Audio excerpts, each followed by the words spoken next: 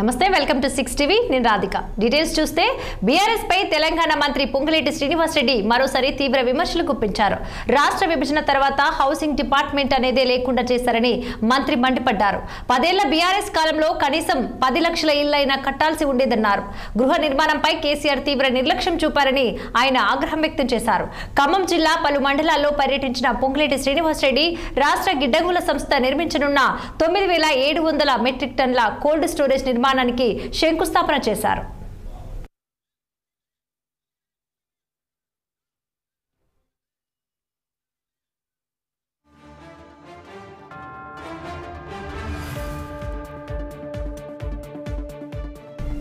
ఇందిరమ్మ ఇండ్ల పథకం కింద పైలట్ ప్రాజెక్టుగా ఎంపికైన ఆరింపులలో ఇందిరమ్మ గృహ ప్రవేశానికి హాజరయ్యారు. ఉమ్మడి రాష్ట్రంలో కాంగ్రెస్ ప్రభుత్వం తెలంగాణలో 25 లక్షల ఇందిరమ్మ ఇళ్లు నిర్మించిందని మంత్రి గుర్తు చేశారు. రేవంత్ రెడ్డి హయాంలో ఇప్పటికే 4.5 లక్షలకు పైగా ఇందిరమ్మ ఇళ్లు పంపిణీ చేశామన్న ఆయన భవిష్యత్తులో 3 విడతల్లో మరిన్ని ఇళ్లు ఇస్తామని తెలిపారు. యూరియా సరఫరాలో కేంద్రం కారణంగా రాష్ట్రం ఇబ్బందులు పడుతోందన్నారు పొంగులేటి శ్రీనివాస్ రెడ్డి.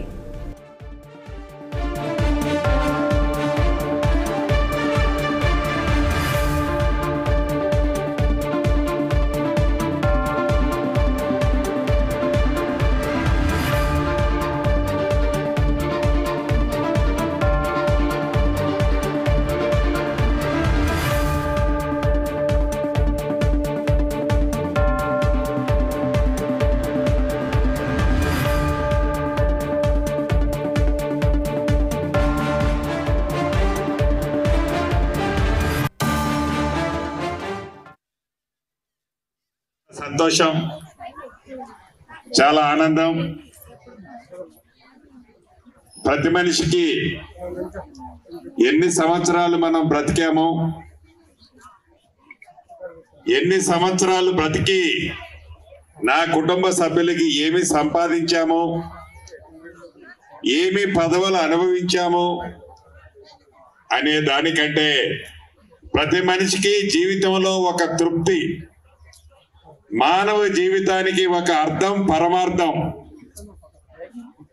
ఈ అర్థం పరమార్థం అంటే మనకు మనం 100 ఏళ్ళు బతుకుతామా, 105 సంవత్సరాలు బతుకుతామా అన్నదానికంటే మనిషి బ్రతికున్నప్పుడు ఒక 10 మందికో 100 మందికో 1000 మందికో 1,00,000 మందికో సహాయం చెయ్యగలిగి ఉన్నప్పుడు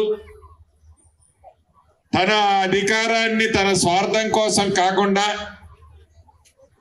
పేదోళ్ల కోసం, పేదోళ్ల ఆత్మ గౌరవం కోసం, పేదోళ్ళకి మంచి చేసే కార్యక్రమాల కోసం ఉపయోగపడాలి అనే ప్రతి మనిషికి, ప్రతి నాయకుడికి తాపత్రయం ఉంటది. కానీ అది కొంతమంది సాధ్యపడుతుంది, కొంతమంది సాధ్యపడే లోపలనే వారి పుణ్యకారం అయిపోతుంది. చాలా సంతోషం, చాలా ఆనందం.